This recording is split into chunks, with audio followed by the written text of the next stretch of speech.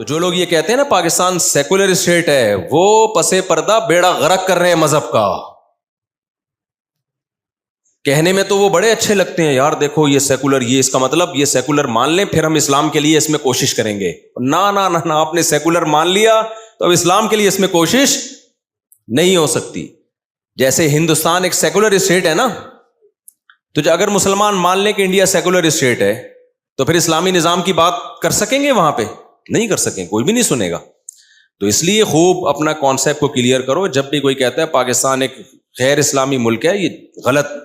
اس میں کچھ مخلص لوگ بھی ہیں لیکن ان کو پتہ نہیں کہ ہمارے اس ورڈنگ کا نتیجہ کیا نکلے گا، وہ بے وقوفی والی بات کر رہے ہوتے ہیں. تو یہ اپنا کانسیپٹ کلیئر رکھیں، پاکستان اسلامی ہے، اسلامی تھا اور اسلامی رہے گا. کسی کا باپ بھی اس کو سیکولر اسٹیٹ انشاءاللہ نہیں بنا، ہم بننے بھی نہیں دیں گے.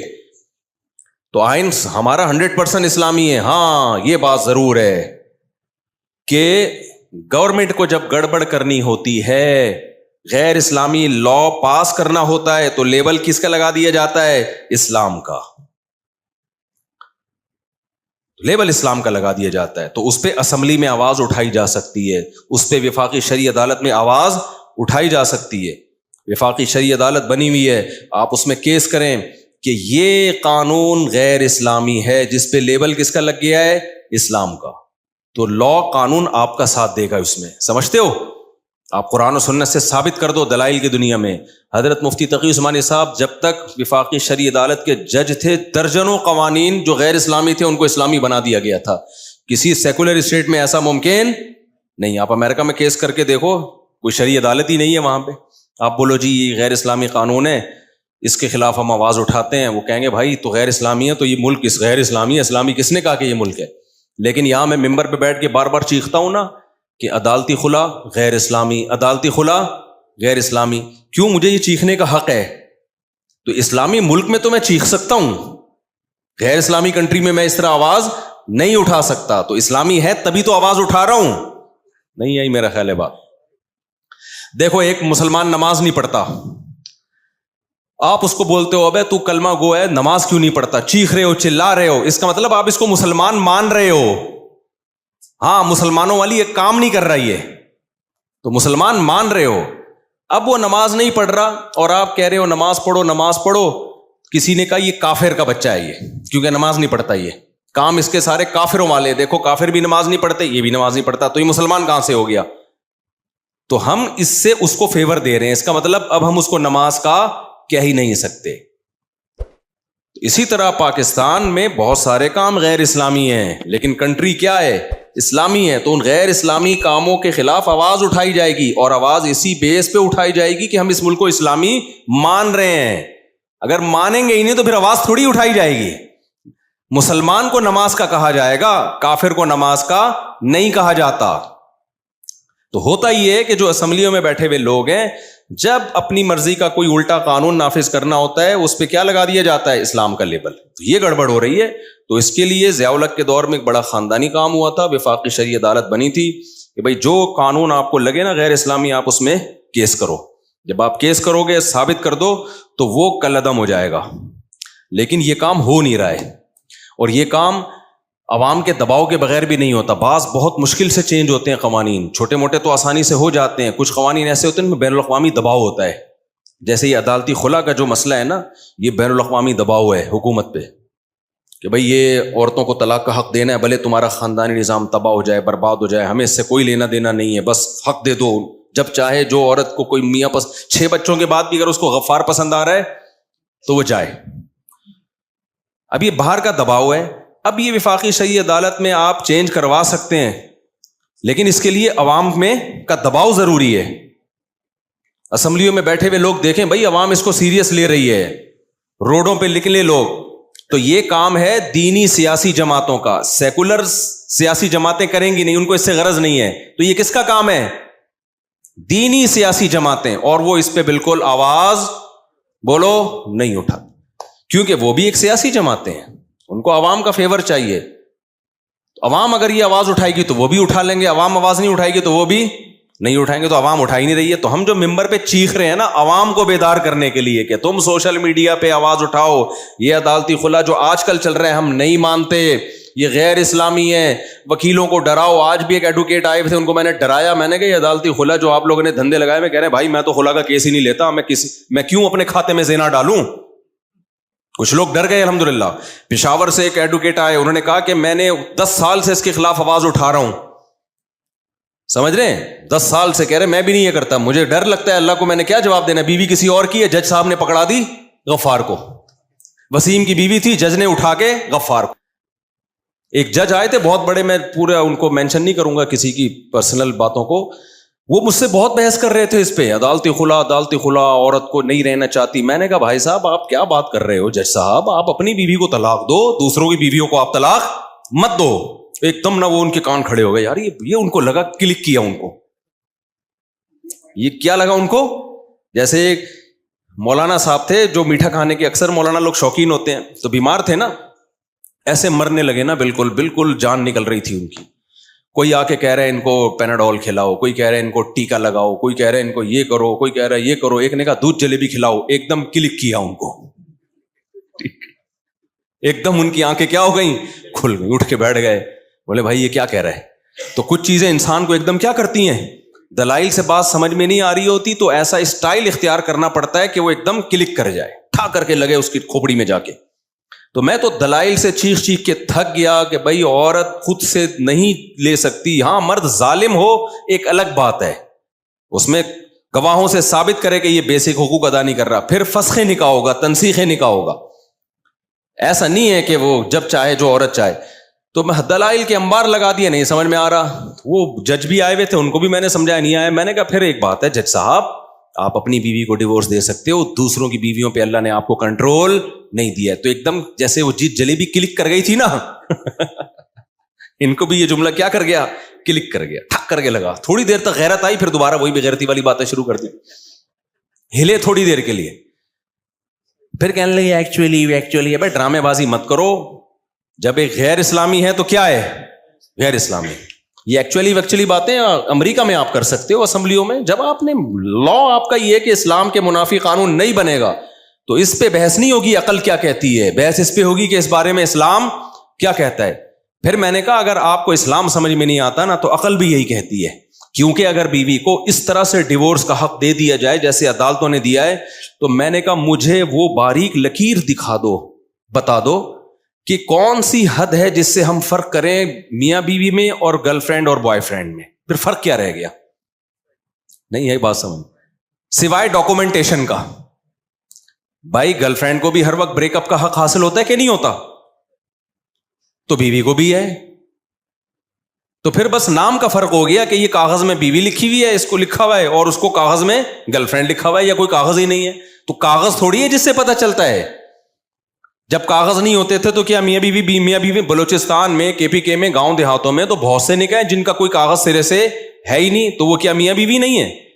تو بیوی میں اور گرل فرینڈ میں فرق یہ ہوتا ہے کہ بیوی کے پاس آنے کا حق ہے, جانے کا حق نہیں ہے, اور گرل فرینڈ کے پاس آنے کا بھی حق ہے اور جب چاہے جانے کا بھی حق ہے.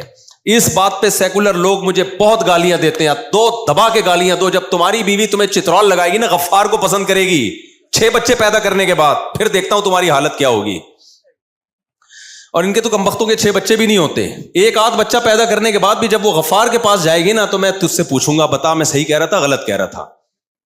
تو اصل میں ان سیکولر لوگوں کا بیوی سے وہ رشتہ ہوتا ہی نہیں ہے کمبختوں کا. انہوں نے کوئی جانے نچھاور بھی نہیں کرنی ہوتی, بیوی سے بھی یہ ایک انسٹرومنٹ کے طور پہ رکھا ہوا ہوتا ہے کہ بیگم یو آر, وہ ہے نا تمہاری جیسی تم چاہو زندگی گزارو, میں اپنی لائف میں مست, تم اپنی لائف میں مست.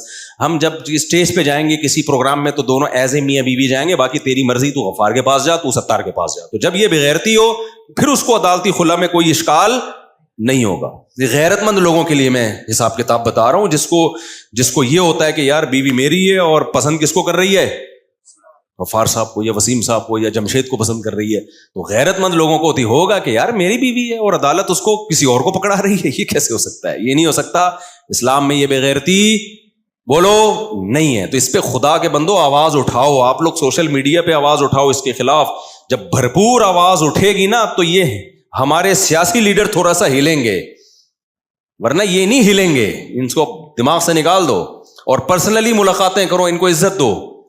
مجھے اس سلسلے میں آصف علی زرداری صاحب سے بھی ملنے کا موقع ملا نا, عزت کے ساتھ میں زرداری صاحب سے بھی ملنے کے لیے تیار ہوں, شاید عزت سے کام ہو جائے بھائی.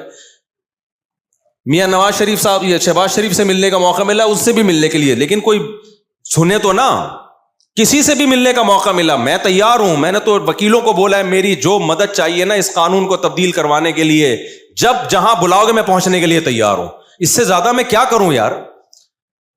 لیکن ہمارے اسکالر کو دیکھو, کام دھیلے کا نہیں کرنا, طاغوتی نظام کو بدلو, طاغوت کے, اور اسلامی حکومت. ابے اسلامی حکومت تو ہے, اب اس کو اسلامائزیشن کرنے کے لیے لا تبدیل کرنا ہے. اس پہ آواز, جیسے انہوں نے آواز اٹھائی ہے قیصر راجہ نے, یہ جو ڈرامہ آ رہا ہے کون سا برزخ, اس پہ آواز اٹھائی, یہ کام ہے اسلامائزیشن کا.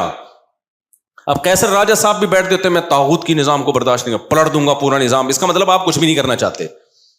انہوں نے کہا بھائی یہ برزخ ڈرامہ آ رہا ہے, اس میں ہومو سیکسولیٹی کو فروغ دیا جا رہا ہے, ہم اس کے خلاف آواز اٹھائیں گے اور عدالت میں جائیں گے. اس کا مطلب قیصر راجہ صاحب واقعی کیا چاہتے ہیں, ملک کو اسلامی بنانا. ایک ٹاسک لی نا, جیسے یوتھ کلب والوں نے LGBT کے خلاف کانفرنسز کی, وکیلوں کو بلایا, ان کو شعور دیا, کورٹ میں کیس گیا, اور بھی لوگوں نے ساتھ دیا, اور یہ قانون الحمدللہ تبدیل ہو گیا. اس کا مطلب یوتھ کلب والے واقعی پاکستان کو کیا بنانا چاہتے ہیں, اسلامی. لیکن اگر وہ باتیں پھینکتے رہتے, ہم یہ پورا نظام بدلیں گے, یہ طاغوتی نظام ہے, غیر اسلامی ملک ہے, اس پورے نظام کو پلٹو, اس کا مطلب آپ کا کچھ بھی کرنے کا پروگرام نہیں ہے. جس کا کچھ بھی کرنے کا پروگرام نہیں ہوتا, اس کا بہت بڑے بڑے کام کرنے کا پروگرام ہوتا ہے. سمجھ رہے ہو نا. اور جس کا بہت بڑے بڑے کام کرنے کا پروگرام ہوتا ہے, اس کا کچھ بھی کرنے کا پروگرام نہیں ہوتا. ایک صاحب آئے نا, اور آسان مثال, آپ کی مرضی مطلب کی مثال دیتا ہوں. میں ابھی ٹاپک پر آ رہا ہوں, یہ بیچ میں ایک درمیان میں بات ہے کہ آج کل ٹی وی پہ طاغوت بہت چل رہا ہے, طاغوتی نظام ہے, طاغوت ہے. تو کیا کریں, طاغوتی نظام ہے تو بھائی ایک ایک چیز کو تبدیل کرنے کی کوشش کرو گے تو ہو جائے گی. آئین کس کو فیور کر رہا ہے, آئین آپ کو فیور کر رہا ہے. آئین ہی غلط ہوتا تو پھر ہم نظام کی تبدیلی اور وہ بہت بڑے پیمانے پر کچھ کرنے کی کوشش کرتے. یہاں تمیز سے ہو سکتا ہے, لیکن یہ کام کریں گے وکلا کر سکتے ہیں, ججز کر سکتے ہیں, اور سیاسی لوگ کر سکتے ہیں. تو ججز پہ, وکیلوں پہ, اور اسمبلی میں بیٹھے ہوئے لوگوں پہ محنت کی جائے. سمجھتے ہو کہ نہیں سمجھتے؟ اور مذہبی جماعتوں کو, مذہبی تنظیموں کو, اسلامی نظریاتی کونسل کو توجہ دلائی جائے کہ آپ کرو یہ کام, تو یہ بہت آرام سے ہو سکتا ہے. اور اگر یہ کام نہیں کر رہے تو اس کا مطلب آپ کچھ بھی کرنا نہیں چاہتے, بس آپ باتیں پھینک رہے ہو بیٹھ کے. تو وہ کیا تھا, میں مثال دے رہا تھا نا کہ جو کرنا چاہتا ہے نا, وہ اس کے پاس ایک پیکج ہوتا ہے, اس طریقے سے ہوگا. جو بہت بڑی بڑی باتیں کر رہا ہو, اس کا مطلب وہ کچھ بھی کرنا نہیں چاہتا. اس کی مثال ایسے ہے جیسے وہ ایک صاحب میرے پاس آئے کہ میں دوسری شادی کرنا چاہتا ہوں. میں نے کہا کس لڑکی سے؟ کہتے ہیں لڑکی جو میرے ویژن کا حصہ ہو اور اس ٹائپ کی ہو, جو میرے ساتھ بزنس میں پارٹنر بنے, اور میرا ایک ادارہ ہے وہ بھی چلا لے, اور یہ بھی کر لے اور وہ بھی کر لے, ایسی صفات. میں نے کہا اس کا بول تو میں نہیں کرنا چاہتا, خام خواہ میں کیوں فضول باتیں کر رہا ہوں میرے سامنے بیٹھ. یعنی تیرے کو ایسی عورت چاہیے جو جوان بھی ہو, تجھے اولاد بھی دے, اور تیرا اسکول بھی چلائے, تیرا مدرسہ بھی چلائے, تیرے ساتھ بزنس پارٹنر بھی ہو, اور وہ تجھے پسند بھی آئے, اور اس کمبخت کو تو بھی پسند آئے.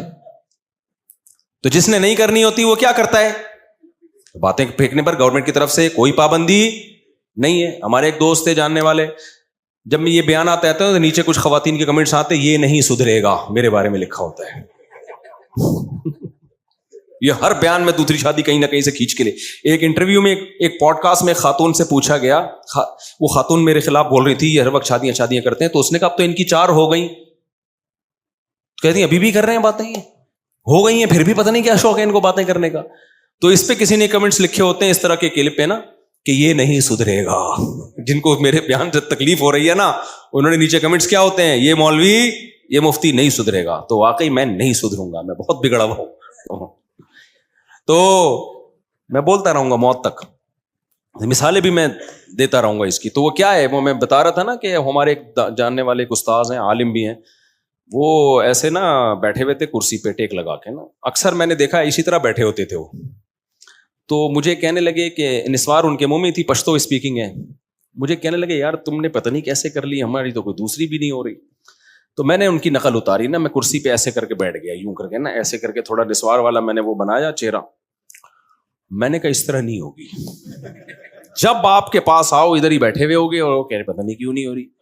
ایسے تھوڑی ہوتی ہے بھائی, ہلنا جلنا پڑتا ہے, کیا خیال ہے, رشتہ تلاش کرنا پڑتا ہے, جانا پڑتا ہے.